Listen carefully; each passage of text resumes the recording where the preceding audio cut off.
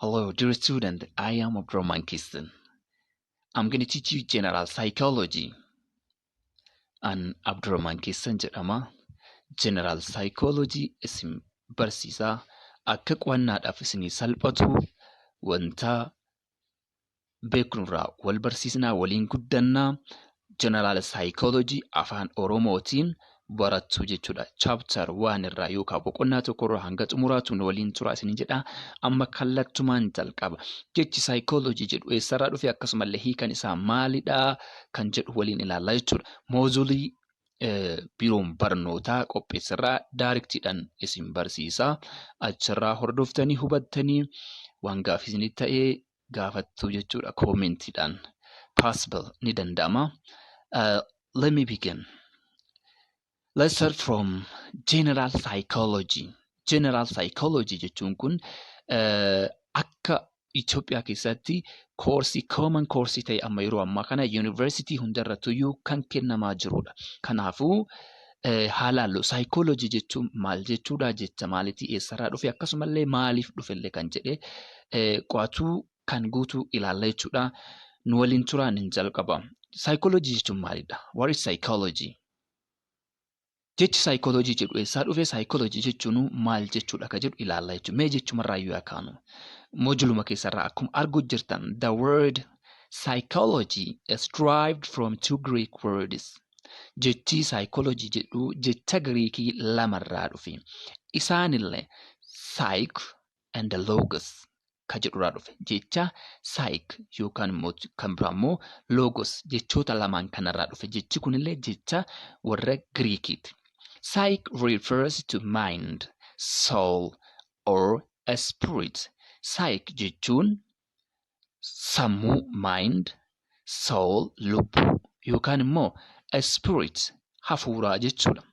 While logos means a study, knowledge, or discourse. Logos jechuun immootiyyuu akkuma jecha kanaan dura beektan a study qo'achuu, knowledge beekuu yookaan beekumsa, or discourse haasawa yookaan immootiyyuu conversation. Discourse jechuun haasawa isa afaan Amaariffaatiin nigiggir jennu san ta'a jechuudha. Kun amma hiika kallattii yookaan hiika daariktii hiikame kan jecha maali? Psychology jedhuuti jechuudha. Kanaafuu by combining the two words jechoota lamaan kana jecha kam psych and logos jecha kanneen lamaan walitti dabaluudhaan the two Greek words the term psychology jechi psychology jedhu jecha Giriikii lamaan kana walitti hidhame yookaan walitti daballee hiika akkanaa kana nuu kennaa jechuudha. Jechi kunillee fakkeenyaaf psychology ka jedhu kanan argitan epistemologically jechuun originally jechuudha yookaan immoo limits of human knowledge jechuudha. Beekumsa ilma namaa kan daanga'e jechuudha. Originally kanuma akkanumatti uumamumaan namni jedhu jechuudha. Kanaafuu mee psychology jechuudha. Jecha jedhu kan originally yoo laallu refers to uumamumaan akkatti originally hiika isaa kan kallattumaan psychology jecha jedhu yoo laallu jechi amma epistemological jechuun original jechuudha. Okay? Refers to maal jechuudha? To the study of the mind. Jechi psychology akkatti hiikuma isaa uumamuu isaati yoo laallu a study of the mind, soul, or a spirit. Jecha waa'ee kan sammuu qo'atu, kan lubbuudhaa qo'atu, kan hafuuraa kan qo'atu jechuudha. Akkatti gubbama isaa kana yoo hiikne jechuu keessa odoo gadi hin buune gubbama jecha psychology jedhu kana yoo hiikne akkas ta'a jechuudha. And it is often represented by the Greek letter. Innillee ka bakka bu'u jechi kunuu ka bakka psychology ka jedhu kun jecha Giriikiitiin bakka bu'a. Mallattoo arguu jirtan tanaan bakka bu'a. Jechi sunillee yogguu dubbifamtu psy jettee jedhamtee dubbifamti jechuudha. Which is read as psy. Mallattoon arguu jirtan tun psy jedhamtee dubbifamte. Psychologistoonni define psychology differently. Psychologistoonni jecha psychology jedhu kana karaa garagaraatiin hiikan. Maal irratti hundaa'anii? Based on their intentions,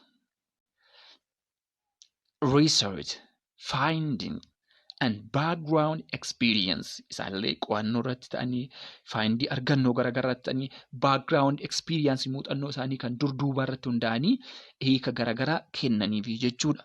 Saayintistoonni yookaan mootiyyuu saayikolojistoonni waa'ee saayikoloojii qo'atan. Psychologists jechuun namoota waa'ee psychology qo'atanidha. Nowadays, har'aan tana most of them agree on the following scientific definition of psychology. Har'aan tana irra hedduun isaanii namoonni psychologistoonni kunniin jecha psychology yookaan hiikaa psychology ka armaan gaditti ilaallu kanarratti walii galaniiru jedha. Innillee akkuma arguu jirtan psychology is the scientific study of human behavior and underlying mental. Psychology kunillee psychology is the scientific study. Psychology kun qo'annoo saayinsawaa kan waa'ee amala ilma namaa fi akkasumallee underlying mental kan qoratudha jechuudha. Hiikaa kana jechuu saayikolojiin karaa saayinsawaatiin kan waa'ee amala namaa fi akkasumallee waa'ee wantoota sammuu jala jiranii akkasumallee waannaan ijoon isaa waa'ee sammuudhaan kan wal qabatu kan qoratudha jedhanii saayintistoonni hedduun irratti walii galanii jechuudha. And the above definition hiikaa armaan olii ilaalle kana there are three aspects: science, behavior and mental process. Hiikaa armaan olii kana amma ilaalle kanarratti wantoota sadi lafa kaana. Innillee saayinsiin jira, behavior amalli jira, and mental process sammuudha, hojiin sammuudha jira jechuudha. Wanni saayikoolojii jedhameefu haala sadiin kana keessa haala aspects yoo jennu haala sadiin kana haala saayinsii, behavior and mental process. Mee saayinsii halaallu saayinsii maal karaa saayinsiitiin akkamitti? Saayins tokkoffaa akka jiru kana psychology uses scientific methods to study behavior and mental process. Psychologiin saayinsii fayyadamee mala ittiin amala namaa qoratu akkasumallee waa'ee process sammuu process gochuudha kan qoratu karaa saayinsiitiin in both humans and animals. Kan namaallee bineeldotallee ni qorata jechuudha. Bineeldotallee ni qorata. Kun nama bichaa irratti miti.